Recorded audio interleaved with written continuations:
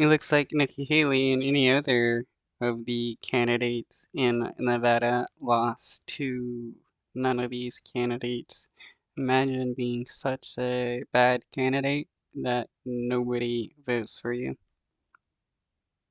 All right, so let's get back to our top story. Last night's primary in Nevada. For more on this, we want to bring in CBS News executive, or rather, director of elections and surveys, Anthony Salvanto.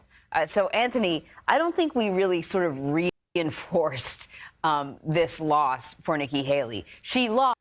Let's look at this. What, 63.2 for none of these candidates, 30.5% for Nikki Haley, and 4%.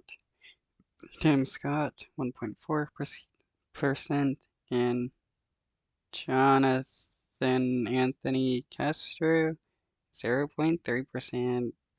He must feel embarrassed for getting such a low amount. But wow, none of these candidates beat out everybody. Lost to no one. The winner does not exist, is not a person. What happened, and how much can this be blamed on voter turnout? Hey there, Emery. Okay, context here. Nevada holding a primary. These are the results as you described. But the Nevada State Republican Party is going to hold a caucus on Thursday, tomorrow. Wow, look at this. None of these candidates got a lead of 22,000 votes out of uh, Nikki Haley. She, she should feel devastated for losing so badly. So Nikki Haley was on the ballot in this primary, and Donald Trump was not. Now, how does this all come together? Well, none of these candidates is an option on Nevada ballots. And so, yes, you're right. She finished behind none of these candidates. I think you have to wonder if that's something of a proxy for Donald Trump. So even though a lot of Republicans are probably going to go vote in the caucus, in the party caucus on Thursday, what we may have seen here is many of them who would otherwise have voted for Donald Trump voting for none of these candidates. That's my interpretation of this.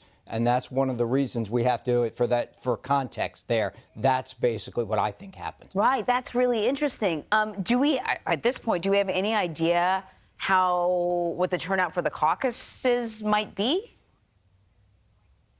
Well, the turnout for the caucus might actually be at or even higher than these levels. Turnout for this was not particularly high in context of all the registered Republicans who are in the state. So we'll see. And it's very interesting, if the party folks got the message that they want to go vote in the caucus. So we'll see that tomorrow night. But the other part of this here is everybody's been focused on South Carolina. All the candidates, and that's where Haley and Trump are both on the ballot. So it will be interesting to see how this gets interpreted and then how that plays going forward. But certainly